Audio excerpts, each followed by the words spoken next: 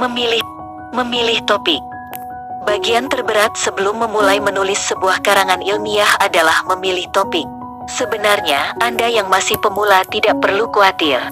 Semua penulis baik karangan ilmiah, fiksi, atau menulis apapun memang tidak mudah untuk memperoleh sebuah topik, terlebih bila hasil penulisan tersebut harus dipertanggungjawabkan dalam sebuah forum institusi maupun forum publik.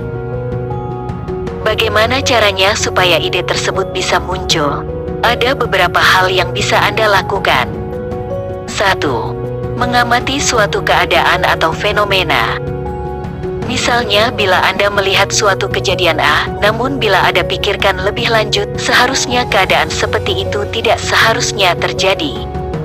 Atau secara sederhana dikatakan terjadi suatu kesenjangan antara keadaan nyata.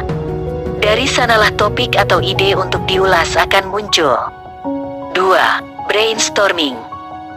Anda bisa melakukan curah gagasan atau istilah kerennya brainstorming dalam menemukan topik untuk menulis karya ilmiah. Tapi untuk memastikan mendapat ide yang lumayan brilian, pilih orang yang Anda ajak berdiskusi, misalnya dengan teman yang IP-nya lumayan tinggi atau dengan dosen, bahkan bila perlu dengan pembicara sebuah seminar atau diskusi ilmiah. 3. Membaca banyak buku textbook atau buku acuan, literatur book. Ide juga bisa muncul dengan membaca buku teks wajib dari mata kuliah Anda ataupun juga membaca buku literatur. Pada umumnya buku-buku teks hanya memuat sangat sedikit penjabaran dari sebuah topik atau konsep. Untuk melengkapinya, Anda perlu mencari tahu lebih banyak dari buku literatur. Buku seperti ini pada umumnya membahas sebuah topik secara lebih detail, bahkan beberapa di antaranya sudah langsung membahas secara aplikatif dalam kehidupan nyata. 4. Membaca karya dan jurnal ilmiah dari peneliti lain.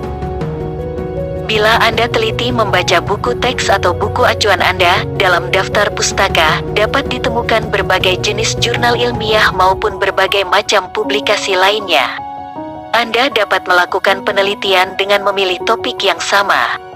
Namun yang perlu Anda ingat, jangan sampai tergoda untuk menjiplak karya ilmiah tersebut, karena tentu saja hal ini melanggar hak kekayaan intelektual, haki, si penulis.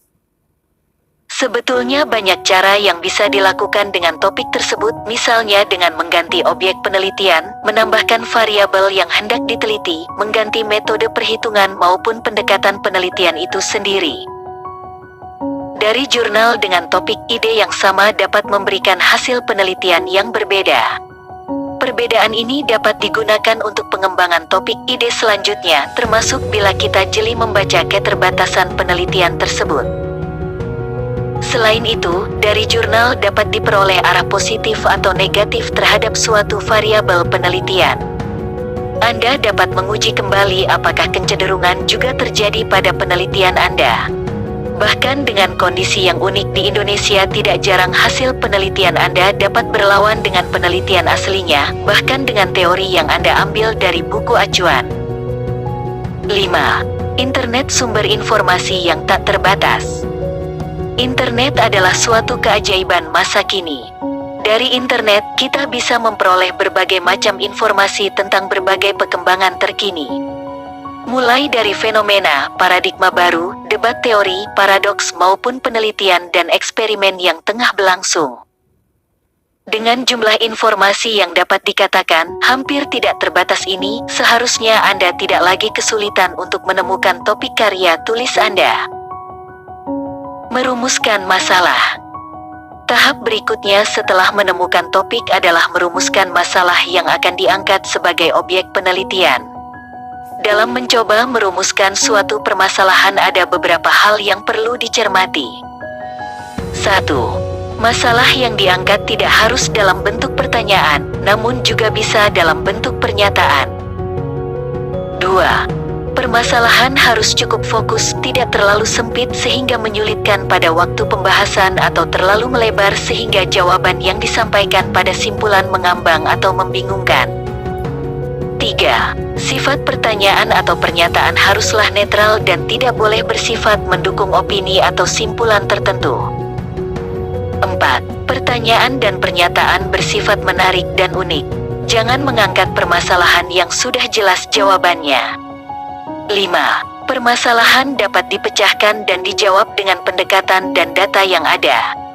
Bila Anda bersifat mencoba pendekatan baru yang belum pernah dilakukan sebelumnya, yakinkan bahwa penelitian Anda tidak tergolong dalam kriteria eksperimen.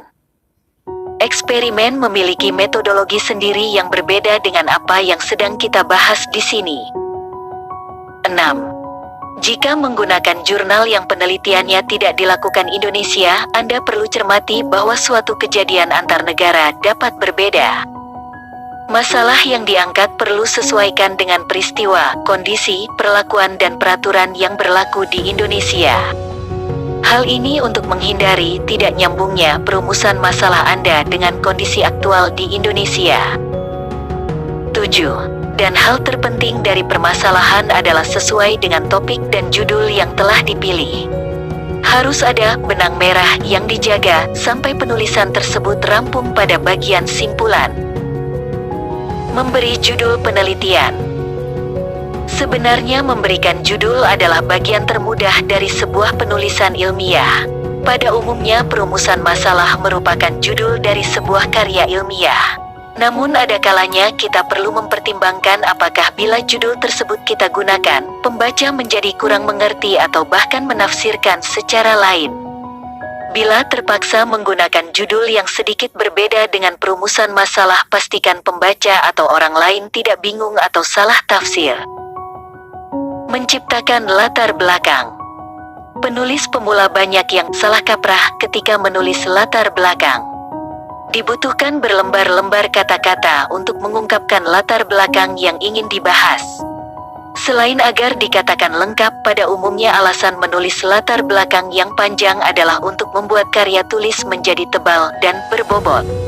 Padahal, dengan latar belakang yang panjang, tidak ada manfaat yang dapat kita peroleh selain pembaca yang bosan, bingung dan lelah.